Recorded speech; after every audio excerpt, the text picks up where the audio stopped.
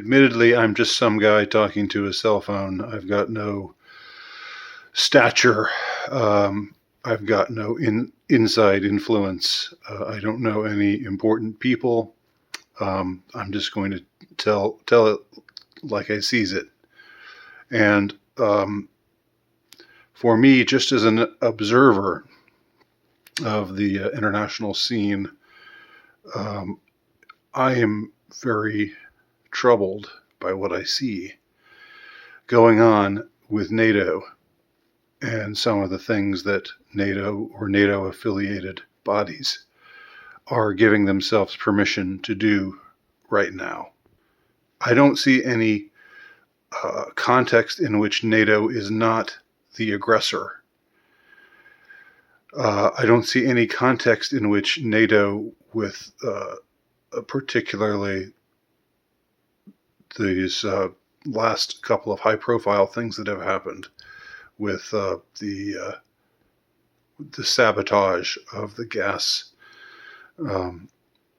pipeline that happened a few days ago, and now the sabotage of the bridge to Crimea, which the sabotage that killed at least 3 people, as far as I know. Both of these are acts of war. Both of these are direct attacks on infrastructure, and the bridge. Although the bridge is used by military bodies, there are civilians who are driving over that bridge who are endangered when it is attacked, when it is bombed, the way that it was. I would go so far as to say both of these are atrocities. The pipeline, of course, didn't kill anybody directly, but it's an atrocity simply in that it's an attack on a country's infrastructure. It's an attack on a country's assets, an illegitimate attack, not a defensive attack, or not a defense situation. I am really very appalled and disgusted with the behavior of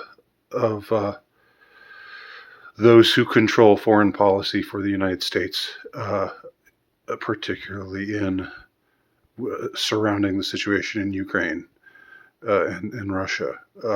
And I'm disgusted with all of their allies.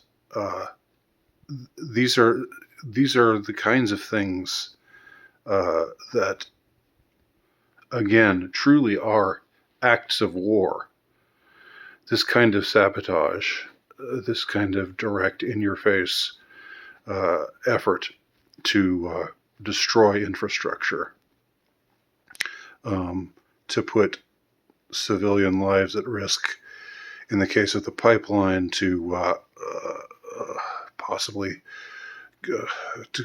commit an action that will lead to people, in a worst case scenario. I hope this doesn't happen, but in a worst case scenario, freezing or starving, because oil and gas is necessary to bring both food and fuel to Europe. I just have to say I'm disgusted and appalled, as a civilian, as a citizen, as someone who examines human behavior, if we can call the leaders of the world human, that is. And this is a question I've asked many times, and I haven't asked it frivolously. I think they are human, but I think most of them are probably sociopathic. So they may not be technically cold-blooded reptilians, bodily speaking, but personality-wise, I believe they are. And they're usually better at hiding it.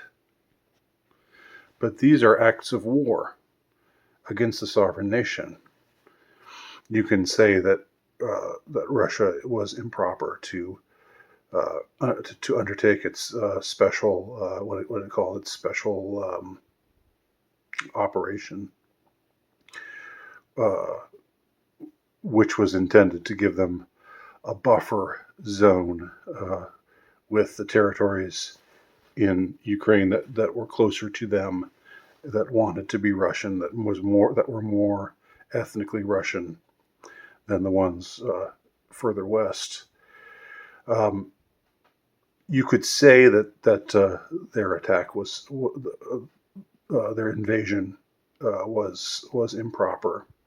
I understand making that argument, but I I am appalled by how nobody who seems to have any kind of power or authority or control uh, in the West, among the Western leadership, uh, how none of them seem to be interested in trying to establish a peace and trying to end this destructive and very, very, very dangerous conflict, uh, which was a fight that was picked by the West. It was a fight that was picked by NATO, by NATO's encroachment, um, and their involvement in the internal political matters of Ukraine, going back years,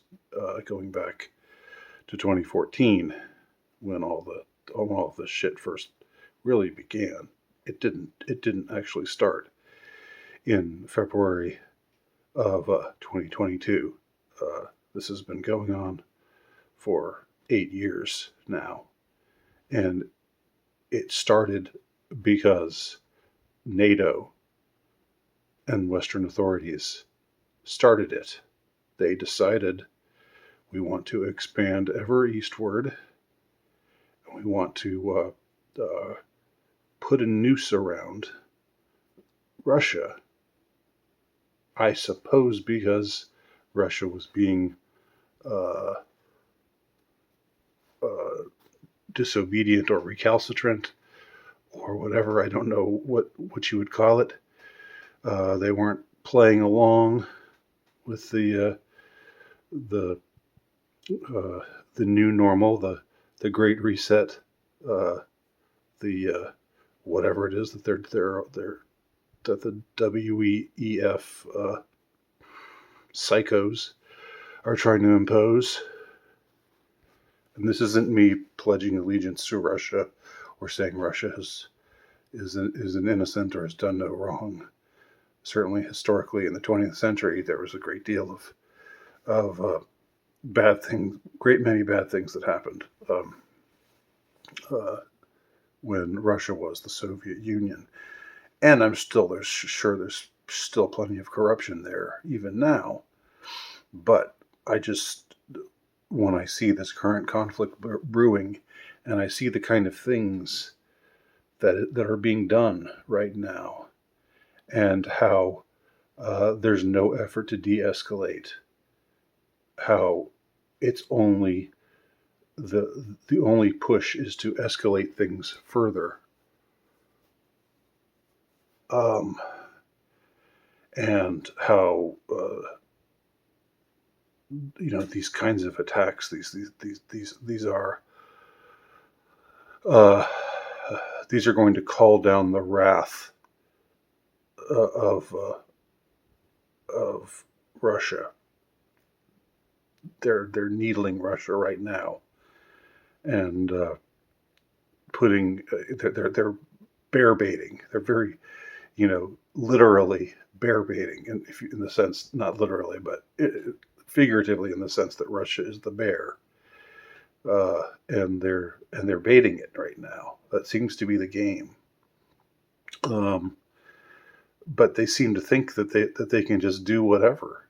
They're just entitled to do whatever, uh, and it's disgusting and appalling. And but for me, it's very eye opening, because I don't think I saw I don't think I saw it with as much acuity previously. I know that there are plenty of things that, the whole foreign policy question is something I've more or less felt out of my depth discussing. But I do know that, things that our country and its allies have done in Syria, uh, supporting ISIS type of fighters, uh, you know, uh, militant uh, Al Qaeda style fundamentalist Muslims against someone like Assad. Sorry, I actually don't have any notes in front of me right now. Just totally speaking off the cuff. So I blanked on his name, so I had to look him up. So I knew that didn't seem right. I knew what they did in Libya with that awful woman, uh, that awful woman, saying, "We came, we saw, he died, ha ha, ha ha." I remember that, what was done there.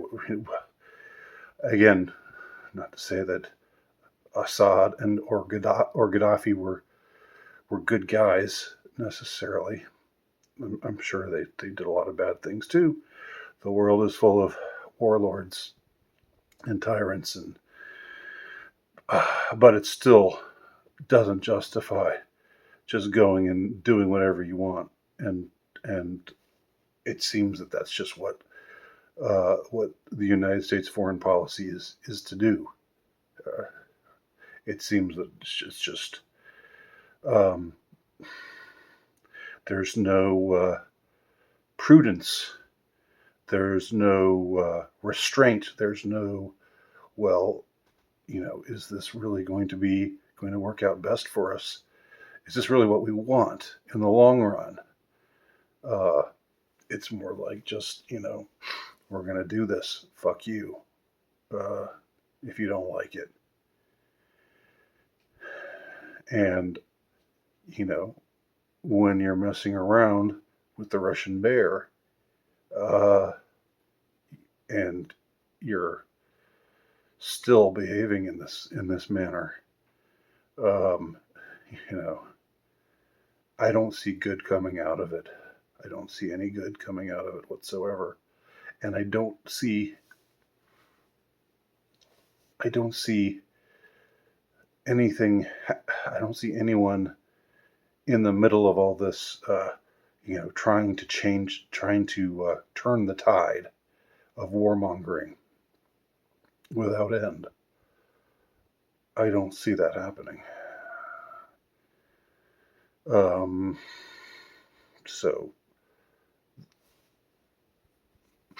So I'm fearful for the future, but mostly I'm just pissed. I've totally had it with these NATO psychos, these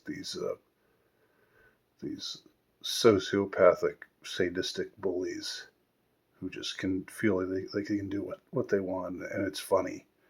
It's just funny, It's like, sick burn. That was what somebody wrote.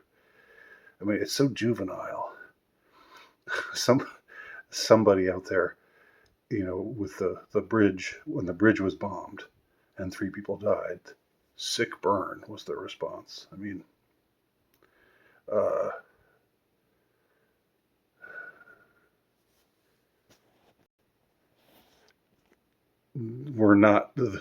our best are not running the world right now, and it's becoming more and more abundantly clear, particularly in the West, particularly with regard to the Ukraine situation. So those are my thoughts, and I'm feeling a bit grim about it all right now. Let me know what you think below. Thanks for watching.